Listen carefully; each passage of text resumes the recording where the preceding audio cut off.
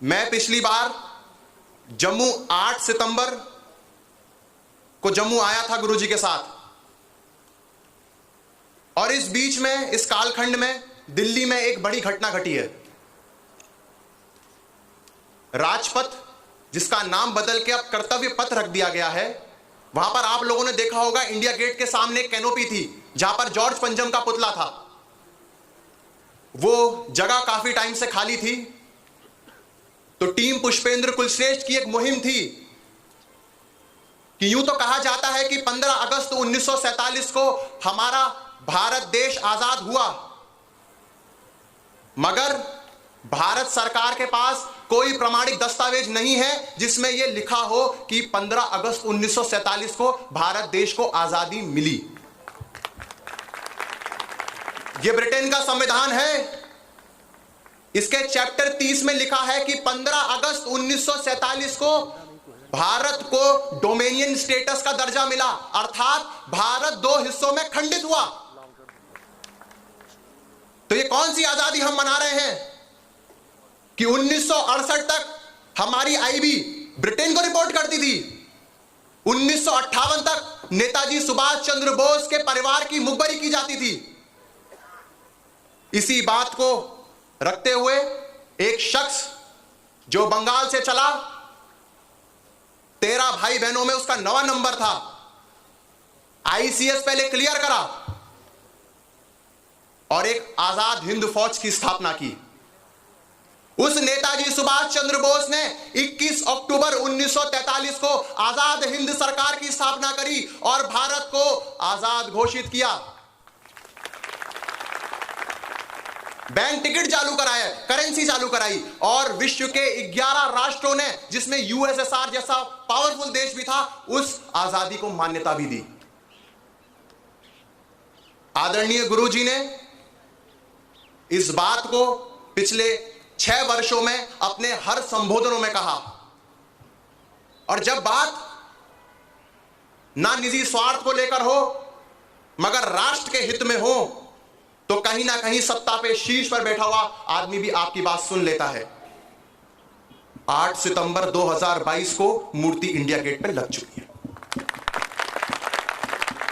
इस सफलता का अगर श्रेय किसी को दिया जाता है तो हमारी टीम पुष्पेंद्र कुलश्रेष्ठ के साथ साथ आप जैसे समाज के लोगों को भी दिया जाता है। इसी क्रम में हमारी एक दूसरी मुहिम थी कि यूं तो एक जघन्य अपराध हमारे देश के बच्चों के साथ हुआ। कहा जाता है कि फूल वाले चचा 14 नवंबर को पैदा हुए, तो उनके वारिस उनका जन्मदिन मनाना चाहे उसमें कोई बुराई नहीं है, लेकिन ऐसा क्या जघन्य अपराध आज के बच्चों ने किया था कि आपने 14 नवंबर को बाल दिवस घोषित कर दिया। इसी बात को रखते हुए अगर इसकी पृष्ठभूमि में जाएंगे तो साहबजादा जोरावर सिंह और साहबजादा फतेह सिंह की कहानी आपको बतानी पड़ेगी। गुरु गोविंद सिंह जी के 4 पुत्र थे, साहबजादा जुझार सिंह, साहबजादा अजीज सिंह, साहबजादा फतेह सिंह और साहबजादा जोरावर सिंह। 2 पुत्र चमकौर के युद्ध में शहीद हो गए। साहबजादा जोरावर सिंह उम्र 9 साल, साहबजादा फतेह सिंह उम्र 7 साल। सरहिंद के नवाब वजीर खान ने दोनों साहबजादों को बुलाया और दोनों को यह हुक्म किया कि वो इस्लाम मजहब कबूल कर लें। उन दोनों वीर साहबजादों ने वजीर खान की आंखों में आंखें डालकर कहा कि वाहेगुरु के अलावा किसी को नहीं मानते। इसका परिणाम यह निकला, उस आताताई आतंकी जिहादी वजीर खान ने 26 दिसंबर को उन दोनों को जिंदा दीवार में चिनवा दिया। इस दुख से उनकी दादी माता गुजरी देवी का भी निधन हो गया। 2018 में गुरुजी ने यह बात पहली बार दिल्ली में बोली थी कि अगर वीर बाल दिवस घोषित करना ही है, अगर बाल दिवस मनाना ही है, तो हम 26 दिसंबर को क्यों ना मनाएं। यह तारीखों का बड़ा खेल होता है। 3 जनवरी 2022 को गुरुजी उत्तराखंड आए थे और उत्तराखंड में उन्होंने आखिरी बार यह बात कही थी तो सत्ता के शीर्ष पर बैठे आदमी के भी कानों में बात गई और उसने 9 जनवरी 2022 को यह आदेश किया कि अब से वीर बाल दिवस 26 दिसंबर को मनाया जाए। इसी क्रम में हमारी बहुत सारी मुहिमें हैं। आने वाली मुहिम के बारे में आदरणीय गुरुजी आप लोगों के बीच में उनको आप पूरा व्याख्यान करेंगे। फिर चाहे वो प्लेसेस ऑफ वर्शिप एक्ट हो, माइनॉरिटी कमीशन हो, वक्फ प्रॉपर्टी एक्ट हो, और इसी क्रम में कई सारी मुहिमें आप लोगों के बीच रखेंगे।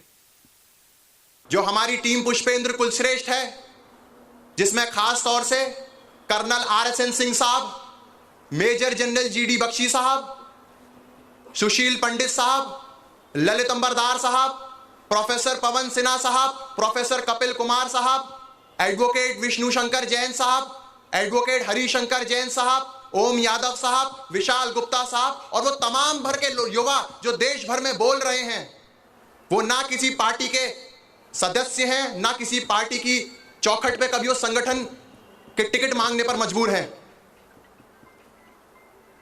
और ये मुहिम के लिए हमें आप लोगों का समर्थन सबसे ज्यादा चाहिए। अगर सनातन मेरा धर्म है तो स्वामी विवेकानंद जी सनातन के ऋषि हैं। मैं पिछली बार 8 जुलाई को अखनूर में यह बात कह के गया था कि मैं आदरणीय पुष्पेंद्र जी को आधुनिक भारत का स्वामी विवेकानंद मानता हूं।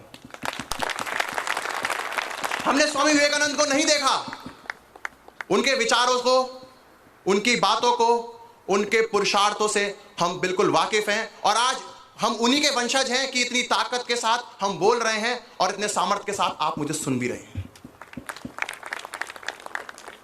आदरणीय गुरुजी की एक बात कहकर मैं अपनी वाणी को पूर्ण विराम दूंगा कि कभी कभी सत्ता भी ये चाहती है कि समाज उन पर दबाव बनाए ताकि उनको काम करने में भी आसानी हो। तो ये समाज का दबाव ही है कि 5 अगस्त 2019 को आर्टिकल 370 और 35 हटा, राजीव गांधी खेल रत्न अवार्ड को ध्यानचंद अवार्ड किया गया, वीर बाल दिवस का नाम बदला गया, दिनांक बदली गई और सुभाष चंद्र बोस जी की मूर्ति भी इंडिया गेट पे लगाई गई। तो अपना ये दबाव आप सत्ताओं पर बनाए रहिए। याद रखिए 5 अगस्त 2019 हर साल पैदा होगा। बहुत बहुत शुक्रिया। Thank you very much.